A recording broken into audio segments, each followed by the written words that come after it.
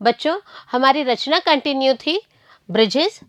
और इस ब्रिजेस में हम यात्रा कर रहे थे कुमुदनी लखिया मैम के साथ में, जहाँ पर हम बात कर रहे हैं कुमुदनी लखिया मैम की खुद की कहीं ना कहीं ऑटोबायोग्राफी की, जहाँ पर हम बात कर रहे हैं इनके खुद के बचपन से लेके अभी तक के स्ट्रगल की, जहाँ पर हम बात कर रहे हैं कि कैसे इन्होंने बचपन में अपनी माँ के द्वारा फोर्स किए जाने के बाद में अपनी जो म्यूज़िक है, अपना जो डांस परफॉर्मेंस का काम है, वह शुरू किया था।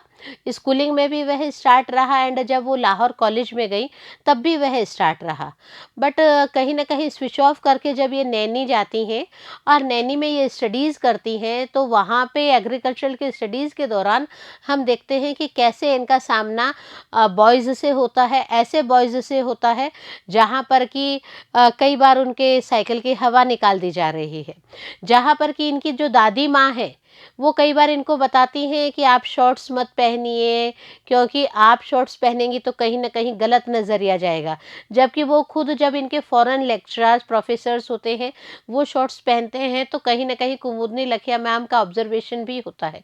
तो कई सारी ऐसी यात्राएं का अनुभव करते हैं हम इनके साथ में। और आज हम हमारे पार्ट 6 को कवर कर रहे हैं।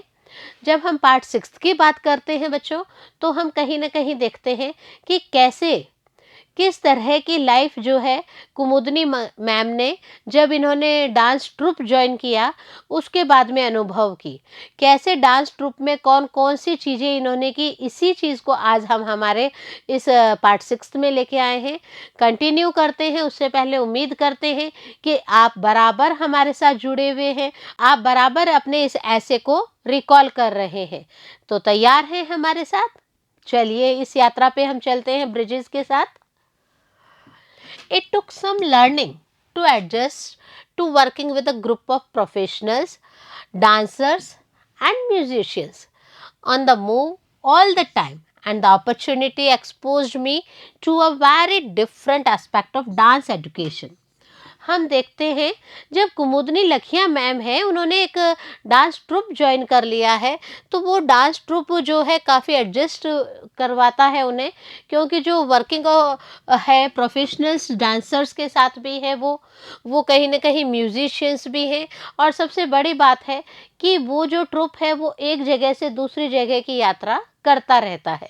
और यहाँ पे कहीं ना कहीं कुमुदनी मैम को भी एक अपॉर्चुनिटी मिलती है कि वो भी अपने डिफरेंट एस्पेक्ट्स, डांस एजुकेशन के जो डिफरेंट एस्पेक्ट्स हैं उनको सीखती भी जाए। और हम क्या देखते हैं, there was a lot of dance to be learned as well. Kumudini ma'am को और भी बहुत सारे डांस सीखने को मिले इस ट्रुप के साथ में। कुम्मी ऑफ केरला, जहाँ पर कि कुम्मी ऑफ केरला की हम बात करते हैं, उसी तरह से घूमर ऑफ राजस्थान, राजस्थान का घूमर डांस जो अपने आप में बहुत ही फेमस डांस है, उसमें अलग अलग बहुत ही अलग डिफरेंट स्टेप्स, और हम कह सकते हैं कि अगर आपकी प्रैक्टिस नहीं है तो बहुत ही डिफ़िकल्ट स्टेप्स होते हैं। Same here dandiya of Gujarat, Gujarat का डांडिया अपने आप में मशहूर है, उसे भी सीखने का मौका कुमुदनी मैम को मिला। All were part of the troupe's repertoire. और हम क्या देखते हैं, ये सभी जो है ट्रुप्स रिपर्टोयर का एक पार्ट होते हैं। ट्रुप्स रिपर्टोयर यहाँ पे हम कहेंगे a group of actors. Troupe का मतलब है एक group of actors, dancers etcetera. और जब हम रिपर्टोयर की बात करते हैं तो ऑल द प्लेज और musics that of a musician और एन एक्टर नोज, रंग पटल की सारी अलग अलग विधाएं जो कि रंग पटल पे काम करने वाले रंगकर्मी जानते हैं। घूमर जानते हैं, वो कुम्मी केरला का डांस है उसे जानते हैं, और वह गुजरात का जो है डांडिया उसके बारे में भी जानते हैं। तो ये सब जो है चीज़ें हैं, ये कुमुदनी लखिया मैम ने भी इस ट्रुप के दौरान, इस ट्रुप के जो मेंबर्स हैं उनके साथ में सीखी थी। What I enjoyed most was learning the classical Bharatanatyam from Ram Gopal himself, who was a strict discipliner and had a fetish for perfection of a line. अब यहाँ पे अलग अलग डांसेस तो सीख ही रही हैं, लेकिन ये अपने आप में एक प्राउड फील करती हैं जब इनके जो गुरु हैं जिनका नाम है राम गोपाल सर, राम गोपाल सर से इन्होंने क्लासिकल भरतनाट्यम सीखा। क्लासिकल भरतनाट्यम सीखते वक्त इनका एक अलग ही तरह का एन्जॉयमेंट था, एक अलग ही तरह की खुशी इनके साथ में थी कि मैं बहुत अच्छा परफ़ॉर्म करना सीख रही हूँ। और यहाँ पे जब हम राम गोपाल सर की बात करते हैं, तो हम देखते हैं राम गोपाल सर जो हैं बहुत ही स्ट्रिक्ट गुरु के रूप में आए हैं, बहुत ही अनुशासन प्रिय होते हैं और यहीं पे कहीं न कहीं फेटिश भी होते हैं। Fetish it means an object that particular group of people worship, पूजा पाठ की जहाँ हम बात करते हैं, तो कहीं ना कहीं राम गोपाल सर पूजा पाठ में भी बिलीव करते हैं। और वो किसी भी कार्यक्रम को शुरू करने से पहले आप और हम जानते हैं कि विधिवत पूजा आचरण की जाती है, तो कहीं ना कहीं राम गोपाल सर एक स्ट्रिक्ट टीचर होने के साथ साथ बहुत ही स्ट्रिक्ट फेटिश भी थे। However, in the end, he would say, "You have perfected the technique. Now throw it overboard and dance." और जब सारी टेक्निक सीख ली जाती हैं तो एक दिन राम गोपाल सर उन्हें कहते हैं, कुमुदनी, अब आप बिल्कुल ट्रेंड हैं, अब आप हर तरह की विधा जान गई हैं, हर तरह की टेक्निक में आप परफेक्ट हो गई हैं। अब आपकी ड्यूटी बनती है कि आप ये सब जो भी परफॉर्मेंसेस हैं, इनको पब्लिकली अलग-अलग शोज़ के माध्यम से इनको करें, ताकि दुनिया के सामने आपकी जो एक्चुअल परफॉर्मेंस है, वह शो हो सके। This is a lesson I have try to teach my own students. और यहाँ पे हम जो एक डिसिप्लिन का लेसन है, एक विधिवत किसी भी काम को करने से पहले जो पूजा का जो एक ट्रेडिशन है, उस ट्रेडिशन को कहीं न कहीं कुमुदनी लखिया मैम ने अपने जो स्टूडेंट्स हैं, अपने जो फॉलोवर्स हैं, उनको भी सिखाया। और यह जो इनकी फर्स्ट इम्पॉर्टेंट लाइन हो जाती है कि आप या तो किसी काम को करिए मत, और जब आप किसी काम को करते हैं तो आपको बहुत ही स्ट्रिक्ट हो जाना चाहिए। आप एज अ टीचर हैं तो आप बहुत ही स्ट्रिक्ट टीचर के रूप में अपने स्टूडेंट्स से पेश आइए पढ़ाई के मामले में। और आप खुद टीचर नहीं हैं, आप खुद स्टूडेंट हैं, तो आपको अपनी खुद की पढ़ाई के मामले में बहुत स्ट्रिक्ट हो जाना चाहिए। ये इनका एक स्ट्रिक्ट लाइन बन गई थी। Before you begin experimenting, you need to perfect the techniques with which you experiment. और यहाँ पे वो कहते भी हैं कि सबसे इम्पोर्टेंट बात जो स्ट्रिक्टनेस की है, वह यही है कि आप बाहर कहीं पे भी इन टेक्निक्स को परफॉर्म करना चाहते हैं, उससे पहले आप खुद एक्सपीरियंस ग्रहण करें। फॉर एन एग्जाम्पल, हम पढ़ाई की बात करते हैं बच्चों, तो हम ये चाहते हैं कि जैसे आपने पढ़ाई कर ली है लेकिन आप उसके रिटन प्रैक्टिस नहीं कर रहे हैं, सो यहाँ पे कहीं ना कहीं लैक ऑफ एक्सपीरियंस शो होगा। इसीलिए आप जो है बार बार रिटन प्रैक्टिस करें, अपने सिलेबस को डिवाइडेशन करें, डिवाइड करके अलग अलग पार्ट्स में लें, long question, short question, passage etcetera करके उसको लें और उस अनुसार उसको रिगरस प्रैक्टिस करके उसका एक्सपीरियंस ले। Then after you will fight any paper. इससे क्या होगा, आपका जो एक्सपीरियंस है वो एक अच्छे मुकाम तक पहुंच पाएगा। Touring with Ram Gopal not only taught me more about dance, I discovered new things about my own personality. अब हुआ क्या, जब राम गोपाल सर के संग में इन्होंने टूर्स किए, अलग अलग जगह पे इनके ट्रुप का मेंबर होके इन्होंने टूर्स किए, तो डांसेस तो इन्होंने सीखे ही सीखे। सबसे बड़ी बात है, कुमुदनी मैडम अपने बारे में और बहुत सारी चीज़ें रिवील कर पाती हैं, अपनी पर्सनैलिटी को रिवील कर पाती हैं। अपने पर्सनैलिटी में एक अनोखा उन्होंने डिफरेंस क्रिएट करवा दिया था कि वो पहले क्या थी और अब क्या है और अब क्या हो सकती हैं। तो ये चीज़ होना बहुत ही ज़रूरी होता है। और कहीं न कहीं आप हैं या हम हैं, पर्सनैलिटी डेवलपमेंट करना बहुत इम्पोर्टेंट बात हो जाती है। Encountering people from different countries gives you a chance to look at yourself in a new light. अब यहाँ पे देखिए, कुमुदनी मैम कहती हैं कि कठिनाई से आप ऐसे लोगों का सामना करते हैं जो कि अलग अलग विचारों के हैं, अलग अलग देशों के हैं, और वहाँ पे आपको अपने बारे में, अपने खुद के बारे में कहने का, अपने खुद के परफॉर्मेंस का मौका मिलता है। तो इससे ज़्यादा अच्छा आपका पर्सनैलिटी डेवलपमेंट क्या हो सकता है। इसीलिए वो कहती हैं, राम गोपाल सर के संग में मैंने अपने पर्सनैलिटी के जो बाकी एस्पेक्ट्स हैं उनको भी बहुत अच्छे से रिवील किया। More often than not, I found that my weaknesses were brought glaringly into focus. परंतु ये क्या कहती हैं कि ठीक है, हमेशा नहीं, लेकिन फिर भी जो मैं हूँ अपनी वीकनेसेस के बारे में, अपनी कमज़ोरियों के बारे में जानती हूँ, और मैं जो हूँ उनको फोकस में भी लाने की कोशिश करती हूँ.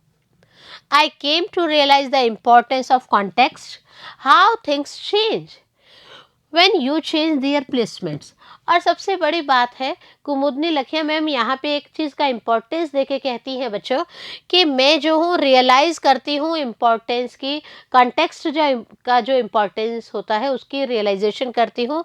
बिकॉज जो चीज़ें होती हैं वो स्थान के अनुसार, प्लेसमेंट इज मीन्स किसी वस्तु को उसके सही स्थान पर रखना.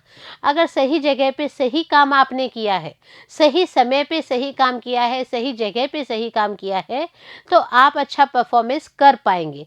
और यह सब अनुभव किया कुमुदनी मैम ने, कि आप जो है किसी चीज़ का प्लेसमेंट करके उस चीज़ के बारे में, अपने बारे में काफ़ी अच्छा महसूस कर भी सकते हैं और करवा भी सकते हैं. One of the most striking moments of the tour was my time in post-war Germany. और एक इंसिडेंट शेयर करती हैं यहाँ पे लखिया में. वो कहती है कि बहुत ही स्ट्राइकिंग मोमेंट मेरे संग हुआ जब मैं एक ट्रुप के संग चल रही थी, और वह ट्रुप था जब पोस्ट वार जर्मनी में पोस्ट वार के हालात थे, उस समय की सिचुएशंस चल रही थी.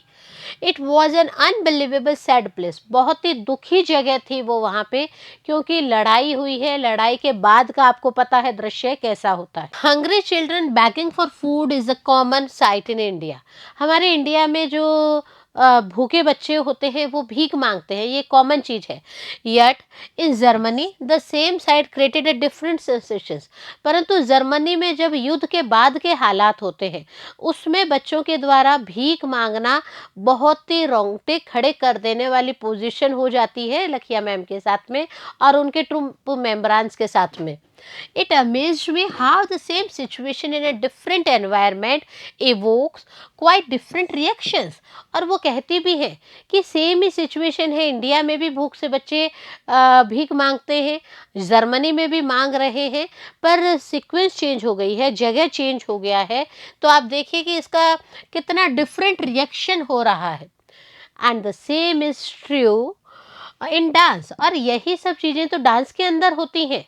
जगह चेंज करते ही डांस की इम्पोर्टेंस है. यहाँ पे आप देखिए, फॉर एन एग्जांपल आप केरला की बात करते हैं, कुम्मी डांस है, घर घर में होता है तो कॉमन है. लेकिन इसी को ही अगर फॉरेन में परफॉर्म किया जाता है तो हम देखते हैं कि उसकी इम्पोर्टेंस बढ़ जाती है, क्योंकि कुछ गिने चुने जो केरलिस्ट होते हैं वो अगर फॉरेन में है तो उनके लिए बहुत ही अच्छा परफॉर्मेंस का एक साधन हो जाता है. और वो खुद भी अगर देखते हैं या परफॉर्म करते हैं तो ऑल ओवर द मीडिया उनको अट्रैक्ट करता है, ऑल ओवर द मीडिया उन्हीं पे हाईलाइट करता है. One changes the placement of a choreographic piece on stage and it looks quite different. और इसी तरह से कोरियोग्राफी का कोई भी परफॉर्मेंस है तो वहाँ पे आप स्टेज पे काम कर रहे हैं, आपका प्लेस चेंज हो गया है तो कहीं कुछ क्वाइट डिफरेंट जो है वो परफॉर्मेंस वहाँ पे सामने शो होता है, क्योंकि पब्लिक जो है वह भी डिफरेंट है, वहाँ पे उनकी सोच भी डिफरेंट है. और यहाँ पे ये चीज़ इनके लिए बताना बहुत ज़रूरी हो गया है. I myself was a changed person when placed in different surroundings. Lakhiya ma'am कहती है कि जब मुझे अलग अलग सराउंडिंग्स में रखा जाता है तो मैं भी अलग अलग तरह से परफॉर्म करना शुरू कर देती हूँ. आप खुद देखिए, आपकी मदर है, वो सर्विस क्लास है, जब वो सर्विस पे जाती हैं तो उनका एक अलग ही रुख होता है, वहाँ पे उनकी एक अलग ही परफॉर्मेंस होती है. बट जब वो रिटर्न बैक टू होम होती हैं, अपने बच्चों के संग में होती हैं, तो उनका एक अलग ही नज़रिया होता है. Same with the gents also, कि वो भी वर्किंग प्लेस पे उनका एक अलग ही डेकोरम होता है और घर पे वो बच्चों के संग बहुत ही खुशनुमा माहौल में रहना पसंद करते हैं. यही चीज़ें ये बताना चाह रही हैं. Still a long tour of many countries in Europe and America is exhausting. परंतु फिर भी ये चीज़ कहना नहीं भूलती हैं कि यूरोप और अमेरिका के कई जो टूर्स होते हैं वो उनको बहुत थका देने वाले होते हैं। एक तो रेगुलर टूर्स और फिर रेगुलर परफॉर्मेंसेस, और कहीं ना कहीं ये कहती हैं कि वहाँ पे मुझे कहीं ना कहीं थकावट हो गई है। I was constantly traveling between India and various parts of the globe. मैं इंडिया और इस ग्लोब के जो अलग अलग देश हैं उन अलग अलग देशों की यात्राओं के बीच में कितनी ही बार मैंने आना और जाना किया है। In all, I was abroad for 3 years and by the end I needed to go home.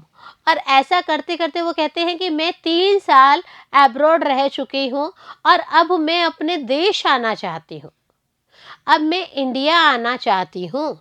But where was home? परंतु मेरा खुद का घर कहाँ है? क्या है भी क्या? कहाँ पे है मेरा घर? And how does one make a home for one self? और एक व्यक्ति अपने खुद के लिए घर कैसे बना सकता है? Buy a house, get married, have children, make friends. क्या वह घर खरीदेगा तो वह उसका हो गया, या उसके लिए उसे शादी करनी होगी, या उसके लिए उसे बच्चे लेने होंगे, बच्चे पैदा करने होंगे, या फिर उसके खुद के फ्रेंड्स होने चाहिए? तो काफ़ी उथल पुथल होती है लखिया मैम के ज़िंदगी में। वो चाहती है कि वो बैक आए, इंडिया आए। I had only the last time item on the agenda. और इनके पास में जो एक लास्ट आइटम होता है जो इनके एजेंडे में शामिल होता है, और वहाँ पर हम देखते हैं कि while in school in Lahore I had made a lot of friends but they now lived in a different country. बोले जब मैं लाहौर में थी और लाहौर में जब मैं स्कूलिंग कर रही थी उस वक्त मेरे बहुत सारे दोस्त थे, परंतु अब वो भी तो मेरे साथ साथ बड़े हो गए हैं और वो अलग अलग देशों में रहना उन लोगों ने भी शुरू कर दिया है। पाकिस्तान में ज़्यादातर रहते हैं क्योंकि आपको पता है कि जो इनकी स्टडीज़, स्कूल स्टडीज़ हुई थी उस टाइम हमारा इंडिया जो है वो पार्टीशन में नहीं था, एकजुट इंडिया में था। बट हम देखते हैं कि जब पार्टीशन इंडिया एंड पाक का अलग अलग डिवाइडेशन हो गया उस कंडीशन में इनके जो ज़्यादातर दोस्त हैं वो पाकिस्तान वाले लाहौर में ही रह गए थे। I had to obtain a visa to visit my closest friend over a weekend. और इसके लिए क्या करना पड़ता था इनको कि इनको सप्ताह के अंत में वीज़ा लेके अपने जो नियर एंड डियर फ्रेंड्स होते हैं उनसे मिलने के लिए जाना होता था। आई वुड लाइक टू से I am apolitical but I have discovered that politics makes its presence felt even when uninvited. अब यहाँ पे सबसे इम्पॉर्टेंट बात जो कुमुदनी लखिया मैम कह रही हैं, जब वो बार बार इंडिया से पाकिस्तान जा रही हैं, लाहौर जा रही हैं, तो कई इंसिडेंट्स उनके संग ऐसे होते हैं कि वो क्या कहती हैं, ए पॉलिटिकल। उनका नॉट इंटरेस्टेड इन पॉलिटिक्स, बिल्कुल भी वो उनकी इंटरेस्ट नहीं था, वो सिर्फ अपने फ्रेंड्स से मिलने चाहती थी। लेकिन हम क्या देखते हैं कि उनकी जो प्रेजेंस है वो कहीं ना कहीं अनइनवाइटेड रूप से भी वो एक पॉलिटिकल मुद्दा क्रिएट हो जाता था वहाँ पे, और वो नहीं चाहती थी कि ऐसा हो। On my return the last of many returns what ultimately awaited me were marriage, children and a flat in Mumbai. अब हम क्या देखते हैं कि जो ये वापस रिटर्न बैक हुई, काफ़ी रिटर्न बैक हुई, उनमें से जो लास्ट में जब वो वापस आती हैं लाहौर से तो अल्टीमेटली वो एक डिसीज़न लेती हैं। वो क्या कहती हैं कि कुछ मेरा इंतज़ार कर रहा है और कुछ इंतज़ार में है, शादी, बच्चे और बॉम्बे में मेरा एक फ्लैट। जी हाँ, ये भी इनके संग में होता है, ये भी मैरिज भी वो करती हैं। और हम क्या देखते हैं, finally I had a home but it came with strings attached. इनका खुद का एक घर हो जाता है, पर हम क्या अनुभव करते हैं कि वहाँ पर जो कुमुदनी लखिया मैम हैं वो अनुभव करती है कि कुछ स्ट्रिंग्स भी उसके अंदर आ गई हैं। I now had to manage this new home.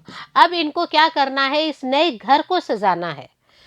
In a society like ours, where women wanting to work outside the home must do so in addition to her domestic responsibilities, it is easy to feel overwhelmed.